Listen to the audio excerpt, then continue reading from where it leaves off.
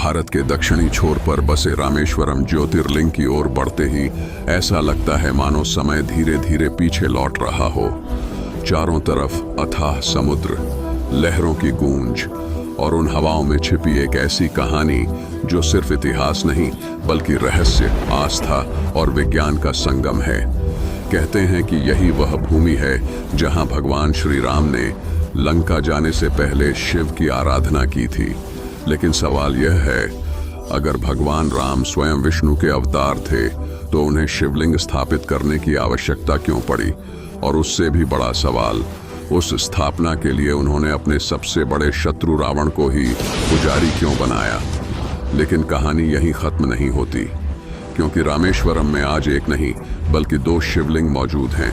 पहला वह जिसे स्वयं भगवान राम ने स्थापित किया बताया जाता है, और दूसरा वह जिसे लेकर कहा जाता है कि उसे हनुमान जी कैलाश से लाए थे। लेकिन अगर राम ने पहले ही शिवलिंग स्थापित कर दिया था तो फिर दूसरे शिवलिंग की आवश्यकता क्यों पड़ी? और आखिर ऐसा क्या हुआ कि क्रोधित होकर हनुमान जी ने उस शिवलिंग को उखाड़ने तक की कोशिश की? और फिर आता है वह रहस्य जिसने सिर्फ भारत ही नहीं पूरी दुनिया को हैरान कर दिया। समुद्र के बीचों बीच फैली पत्थरों की एक श्रृंखला जिसे हम राम सेतु के नाम से जानते हैं। जब सैटेलाइट तस्वीरों में इसकी आकृति दुनिया के सामने आई तो बहस छिड़ गई। क्या यह वास्तव में हजारों साल पुराना मानव निर्मित पुल है या फिर प्रकृति का एक अद्भुत खेल? आखिर समुद्र के अंदर इतनी सीधी संरचना अपने आप कैसे बन सकती है? और क्या सच में इस पुल का संबंध रामायण काल से है? लेकिन शायद सबसे हैरान करने वाली चीज है यहाँ के तैरते हुए पत्थर, जो सामान्य पत्थरों की तरह डूबते नहीं बल्कि पानी की सतह पर तैरते हैं। क्या यह सिर्फ आस्था का चमत्कार है या इसके पीछे छिपा है कोई वैज्ञानिक रहस्य? वैज्ञानिकों ने जब इन पत्थरों की जांच की तो कई ऐसे तथ्य सामने आए जिन्होंने रहस्य को और भी गहरा कर दिया। और जब आप इस मंदिर के विशाल गलियारों से गुजरते हैं तो ऐसा लगता है जैसे हर स्तंभ, हर दीवार और हर छाया अपने भीतर कोई रहस्य छिपाए बैठी हो। तो आज की इस डॉक्यूमेंट्री में हम खोलेंगे रामेश्वरम की हर परत, कथा और इतिहास से लेकर विज्ञान और आधुनिक विवाद तक। तो चलिए शुरू करते हैं रामेश्वरम के उन रहस्यों की यात्रा जहां आस्था और रहस्य एक दूसरे से मिलते हैं। और अगर आप भी महादेव में आस्था रखते हैं तो कमेंट में जरूर लिखिए, हर हर महादेव।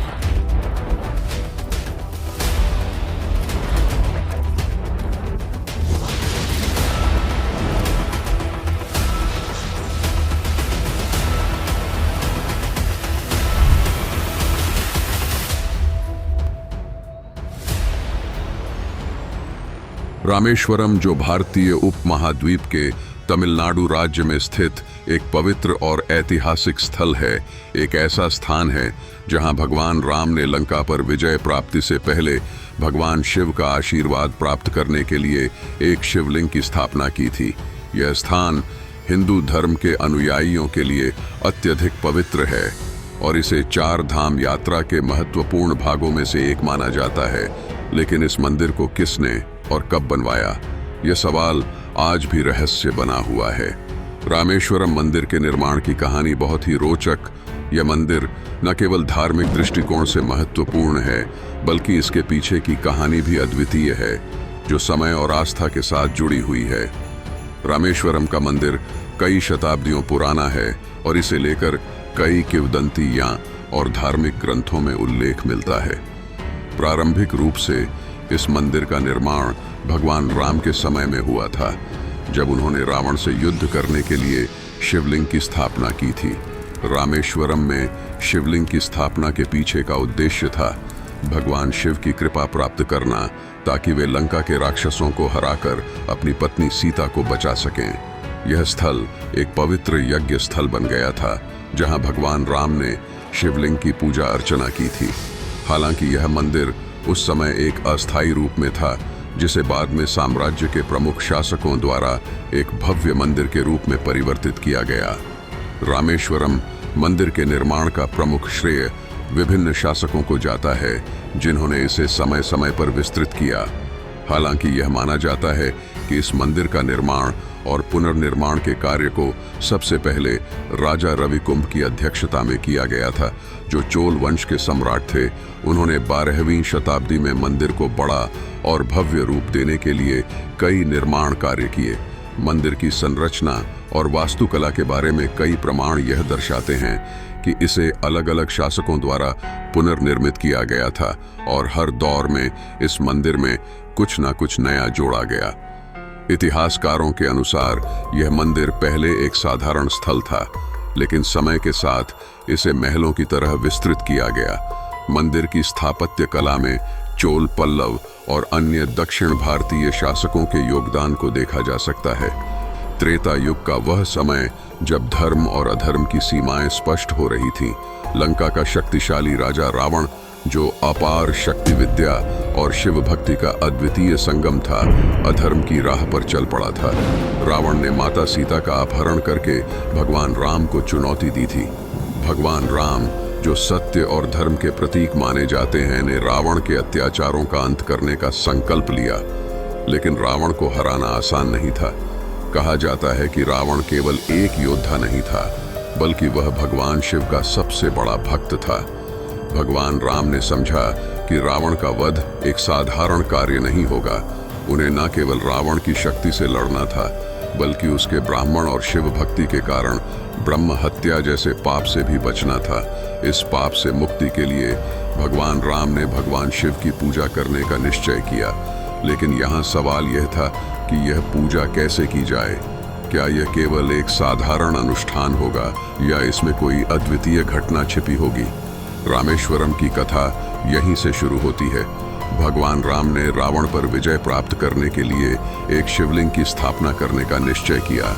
उन्होंने अपने सबसे विश्वसनीय दूत हनुमान को कैलाश पर्वत भेजा ताकि वे भगवान शिव से एक दिव्य शिवलिंग प्राप्त कर सकें।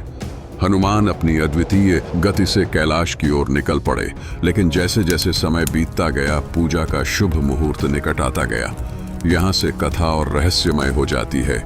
जब हनुमान समय पर नहीं लौट सके, तो देवी सीता ने बालू से एक शिवलिंग का निर्माण किया।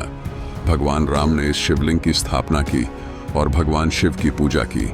जब हनुमान लौटे और उन्होंने देखा कि उनकी अनुपस्थिति में स्थापना पहले ही हो चुकी है, तो वे दुखी हो गए। हनुमान जी की निराशा और दुहक को देखकर भगवान राम ने उन्हें शांत करने के लिए एक चुनौती दी।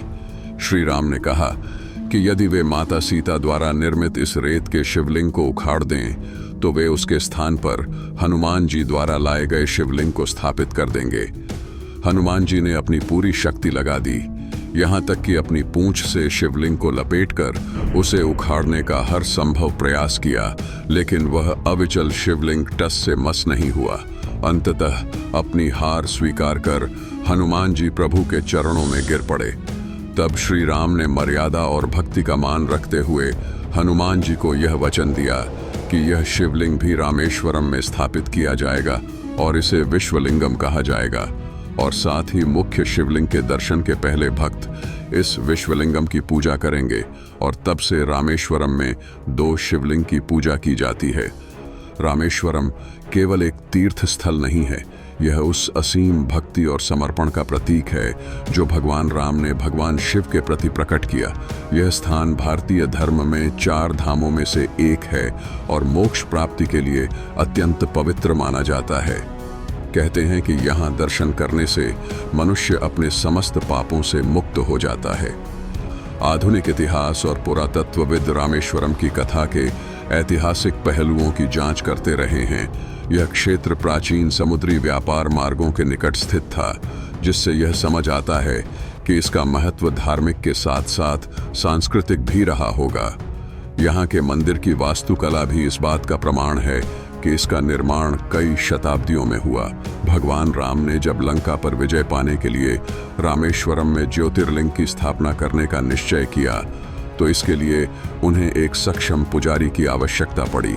लेकिन यहाँ एक दिलचस्प सवाल उठता है कि उन्होंने अपने शत्रु रावण को ही इस अनुष्ठान के लिए क्यों बुलाया। दरअसल रावण, जो स्वयं एक महान शिव भक्त था, भगवान शिव के प्रति अपनी गहरी श्रद्धा और भक्ति रखता था। रावण ने भगवान शिव से अनेक बार आशीर्वाद प्राप्त किया था और उसकी पूजा विधि भी अत्यधिक कठोर और शुद्ध मानी जाती थी। भगवान राम ने रावण को इसलिए बुलाया क्योंकि उन्हें इस अनुष्ठान के लिए एक ऐसे पुजारी की आवश्यकता थी जो धर्म और पूजा की सही विधियों को जानता हो।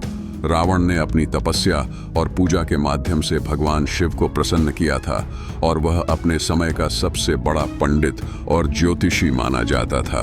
राम ने यह समझा कि रावण की पूजा विधियां और ज्ञान भगवान शिव की सही पूजा करने के लिए सबसे उपयुक्त होंगी। हालांकि रावण उनका शत्रु था, लेकिन राम ने उसे इस कार्य के लिए स्वीकार किया क्योंकि धर्म में कोई स्थान और काल का भेद नहीं होता।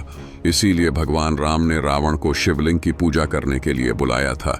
भगवान शिव की पूजा संपन्न होने के बाद भगवान राम को अब रावण के चंगुल से माता सीता को छुड़ाने के लिए लंका जाना था। लेकिन समस्या यह थी कि लंका तक पहुंचने के लिए विशाल समुद्र को पार करना था। राम की वानर सेना इतनी बड़ी थी कि उसे समुद्र के पार ले जाना असंभव लग रहा था। भगवान राम ने 3 दिनों तक समुद्र देवता से प्रार्थना की कि वे मार्ग प्रदान करें, लेकिन समुद्र शांत नहीं हुआ। तब भगवान राम क्रोधित हो उठे। उन्होंने अपने धनुष पर अग्नि बाण चढ़ा लिया और समुद्र को सुखाने का संकल्प ले लिया। समुद्र देवता भयभीत होकर प्रकट हुए और भगवान राम से क्षमा मांगते हुए बोले, हे प्रभु, मैं अमर और अटल हूँ, मुझे सुखाया नहीं जा सकता, लेकिन आपकी सेना के लिए मैं मार्ग प्रदान करूंगा। आपके वानर पुल बनाकर इसे पार कर सकते हैं। समुद्र देवता ने यह भी बताया कि राम की सेना में मौजूद नल और नील इस कार्य में सक्षम हैं। एक पौराणिक कथा के अनुसार नल और नील को बचपन में एक श्राप मिला था। श्राप यह था कि वे जो भी वस्तु में फेंकें वह कभी डूबेगी नहीं। इस अद्भुत शक्ति ने राम की सेना के लिए समुद्र पर पुल निर्माण को संभव बना दिया। जब भगवान राम ने यह जाना तो उन्होंने नल और नील को समुद्र पर पुल बनाने का कार्य सौंपा। वानरों की अथक मेहनत और नल नील की कुशलता से यह अद्भुत पुल मात्र 5 दिनों में बनकर तैयार हो गया। यह पुल रामेश्वरम से लंका तक 48 किलोमीटर लंबा था। यह दिव्य कथा रामायण के युद्ध कांड में वर्णित है और राम सेतु की महिमा को प्रमाणित करती है। 2002 में नासा ने सैटेलाइट से ली गई कुछ तस्वीरें जारी की जिनमें राम सेतु की आकृति स्पष्ट रूप से दिखाई दी। इन तस्वीरों ने दुनिया भर में टहलका मचा दिया। भारत में इन्हें रामायण में वर्णित राम सेतु के प्रमाण के रूप में देखा गया, लेकिन कुछ सालों बाद नासा ने इन दावों से खुद को अलग कर लिया। नासा के प्रवक्ता मार्केस ने कहा, अंतरिक्ष से ली गई तस्वीरें किसी संरचना की उत्पत्ति या उसकी आयु को साबित नहीं कर सकती। यह तय करना असंभव है कि इस संरचनाओं का निर्माण मानव ने किया है या यह प्रकृति का अद्भुत कार्य है। नासा का कहना था कि इन तस्वीरों का गलत राजनीतिक उपयोग किया गया। 15वीं शताब्दी तक राम सेतु समुद्र तल से ऊपर था और लोग इसे पैदल पार कर सकते थे। उस समय तक समुद्री तूफानों ने इस क्षेत्र को गहराई नहीं दी थी, लेकिन 1480 में आए एक भयंकर चक्रवात ने इस सेतु को बुरी तरह क्षतिग्रस्त कर दिया। लेकिन बड़ा रहस्य यह है कि यह पत्थर वहां कैसे पहुंचे। वैज्ञानिकों का कहना है कि इन पत्थरों की उम्र लगभग 1000 साल पुरानी है, जबकि जिस रेत के ऊपर यह रखे गए हैं वह 4000 साल पुरानी है। यह विरोधाभास इस ओर इशारा करता है कि सैटेलाइट इमेज में दिख रही यह संरचना प्राकृतिक नहीं बल्कि इंसानों द्वारा बनाई गई हो सकती है। अब हम बात करते हैं रामेश्वरम के तैरते हुए पत्थरों की, जो सदियों से श्रद्धा और रहस्य का विषय बने हुए हैं। कहा जाता है कि भगवान राम की वानर सेना ने इन्हीं पत्थरों का इस्तेमाल करके समुद्र पर पुल बनाया था, जिसे हम आज राम सेतु के नाम से जानते हैं। इन पत्थरों की खासियत यह है कि यह पानी में तैरते हैं, जो इन्हें विशेष बनाता है। वैज्ञानिकों के शोध के अनुसार राम सेतु के निर्माण में इस्तेमाल किए गए पत्थर प्यूम नाम की चट्टानें हो सकती हैं। प्यूमस चट्टान ज्वालामुखी से निकलने वाले गर्म लावा से बना एक अद्भुत पत्थर है। ज्वालामुखी के अंदर का तापमान बेहद उच्च होता है, लगभग 1600 डिग्री सेल्सियस तक। जब यह गर्म लावा ज्वालामुखी से बाहर निकलता है और ठंडी हवा या समुद्र के पानी से मिलता है, तो उसमें फंसी हुई गैसें और पानी बाहर निकलने लगते हैं। तापमान के इस तेज अंतर के कारण लावा जम जाता है और उसके अंदर बुलबुले फंस जाते हैं। यही बुलबुले इसे हल्का बनाते हैं और यही कारण है कि प्यूम पत्थर पानी में तैरता है। लेकिन एक सवाल जो आज भी वैज्ञानिकों को उलझा देता है वह ये है कि प्यूम पत्थर हमेशा तैरते नहीं हैं। फिर भी राम सेतु के पत्थर 7000 साल बाद भी पानी पर तैरते हैं। यह बात हर किसी के लिए रहस्य है। इसके अलावा रामेश्वरम के आसपास आज किसी ज्वालामुखी का कोई अस्तित्व नहीं है। ऐसे में सवाल उठता है कि भगवान राम की वानर सेना ने इतने पत्थर कहां से जुटाए। यह रहस्य आज भी विचार और चर्चा का विषय है। आपका राम सेतु के तैरते पत्थर के बारे में क्या विचार है? आपकी राय कमेंट करके जरूर बताएं।